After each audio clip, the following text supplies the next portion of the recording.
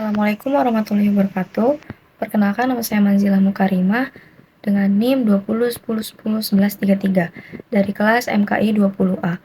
Mohon izin untuk mengerjakan tugas dari mata kuliah Manajemen Keuangan Islam dengan dosen pengajar Bapak Wiko Suryamurti, PhD, terkait dengan materi pembelajaran pembiayaan suku.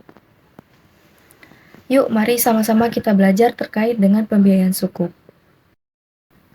Tahukah Anda bahwa perusahaan dapat menerbitkan surat berharga berdasarkan prinsip-prinsip syariah melalui penerbitan suku? Suku bukanlah surat utang, melainkan bukti kepemilikan bersama atau dari suatu proyek maupun aset tertentu selama tidak bertentangan dengan prinsip syariah. Dengan jabaran, suku adalah efek syariah berupa sertifikat atau bukti kepemilikan yang bernilai sama dan mewakili bagian yang tidak terpisahkan atau tidak terbagi atas aset yang mendasarinya. Di mana karakteristik sukuk yaitu pertama merupakan bukti kepemilikan suatu aset, hak manfaat, jasa atau kegiatan investasi tertentu. Kedua, pendapatan yang diberikan berupa imbalan, margin bagi hasil sesuai karakteristik suku investasi tertentu. Ketiga, terbatas dari unsur riba, gharar, dan maisir. Keempat, memerlukan adanya underlying aset penerbitan. Kelima, menggunakan proses yang harus sesuai dengan prinsip syariah. Nah, yang telah disebutkan pada poin 4 yaitu terkait dengan underlying aset, di mana ini merupakan sukuk aset yang tidak bertentangan dengan prinsip syariah. Ini yang akan menjadi dasar dalam penerbitan sukuk, di mana untuk dapat menerbitkan sukuk, perusahaan harus memiliki aset atau kegiatan yang menjadi dasar penerbitan sukuk.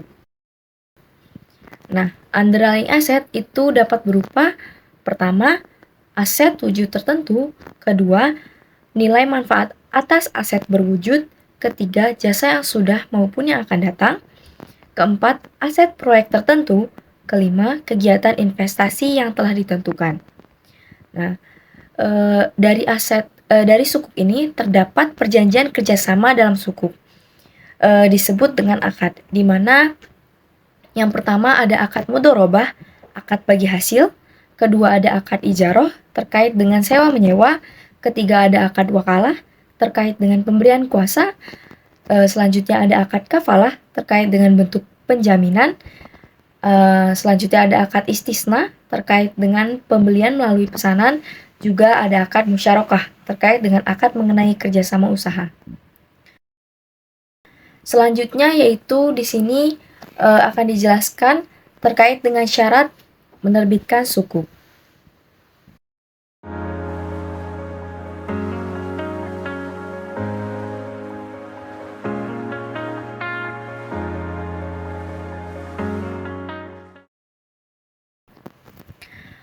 Selanjutnya terdapat penilaian sukuk merupakan aspek penting dan dari harga mereka dan melibatkan beberapa faktor, yaitu dari segi yang pertama ada tingkat keuntungan, yang kedua ada waktu jatuh tempo, yang ketiga ada resiko kredit, dan yang keempat ada permintaan pasar.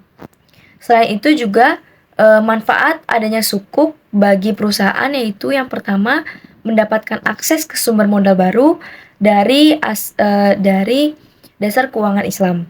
Yang kedua adanya diversifikasi sumber pendanaan. Yang ketiga biaya pembiayaan yang lebih rendah. Yang keempat adanya penyelarasan dengan nilai-nilai Islam. Selanjutnya terdapat tantangan penggunaan sukuk dalam keuangan perusahaan.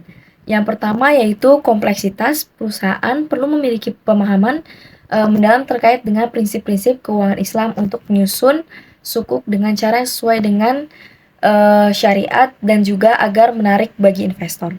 Yang kedua yaitu tantangan hukum dan peraturan. Yang ketiga adanya basis investor terbatas.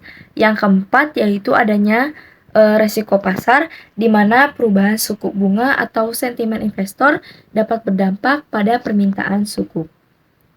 Di mana itu yang dapat berdampak pada biaya pembiayaan bagi perusahaan. Selanjutnya yaitu sukuk atau obligasi syariah telah menjadi bentuk yang semakin populer investasi dalam beberapa tahun terakhir, khususnya di negara Indonesia, di mana negara Indonesia merupakan negara terbesar penduduk muslimnya. Maka sudah pasti industri keuangan syariah di Indonesia pasti berkembang, meningkat dan bertumbuh seiring berjalannya waktu, di mana dapat dilihat dengan tingginya permintaan masyarakat atas suku. Nah, ini dia. Nah, bagaimana? Menarik bukan terkait dengan suku? Mungkin itu saja yang dapat saya sampaikan. Terima kasih sudah belajar bersama. Saya akhiri. Wabillahi taufik wa hidayah. Wassalamualaikum warahmatullahi wabarakatuh.